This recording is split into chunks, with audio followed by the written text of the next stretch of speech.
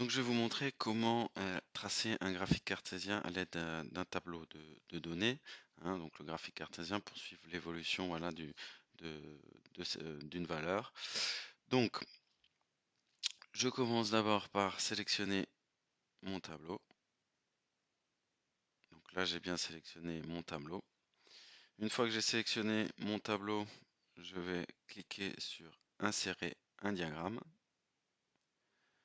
Puis, une fois que j'ai cliqué sur Insérer un diagramme, je vais choisir la forme de mon diagramme. Donc ici, on veut faire un graphique cartésien, c'est-à-dire suivre une évolution, hein. Donc je vais choisir ligne.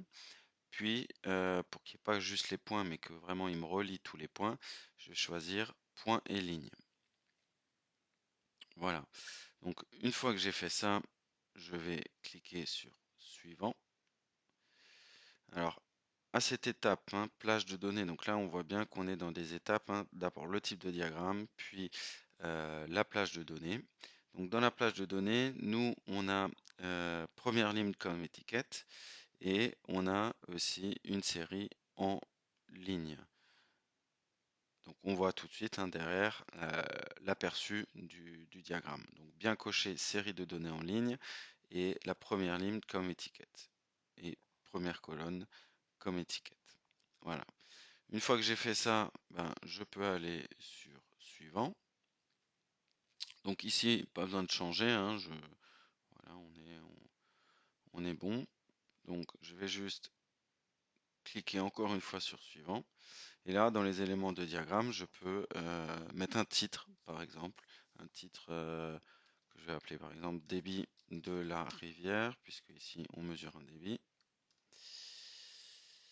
Sous-titre, j'en ai pas besoin, donc voilà, on voit le titre qui apparaît, hein, derrière, hein. Sur l'axe des X, je vais quand même dire ce qu'on a. On a le temps en heures. Voilà. Comme ça va apparaître en bas, en dessous, pour expliquer ce qu'on a sur l'axe des X. Et ce qu'on a sur l'axe des Y, c'est le débit en mètres cubes par seconde. Et on le voit apparaître ici, un débit en mètres cubes par seconde. Voilà. Si je veux afficher une autre grille, je peux cocher ici. On verra que voilà, ici, hein, on a les grilles aussi dans l'autre sens. On peut enlever les grilles qu'on veut, hein, ça dépend. On peut ne pas mettre de grille. Voilà. Et je peux cliquer sur Terminer. Ah, je ne vais pas tout de suite cliquer sur Terminer puisque j'ai oublié une petite chose, c'est afficher la légende. Je vais décocher pour qu'il n'y ait pas de légende. Et voilà, terminé. J'ai mon graphique cartésien. Je peux bien sûr le déplacer, il suffit que je me mette sur un des bords et on voit que ma souris devient une petite main, ce qui me permet de déplacer et de voir un petit peu mieux, voilà, ce que j'avais déjà fait auparavant. Donc voilà, un graphique. Je clique ailleurs, ça me sort du graphique.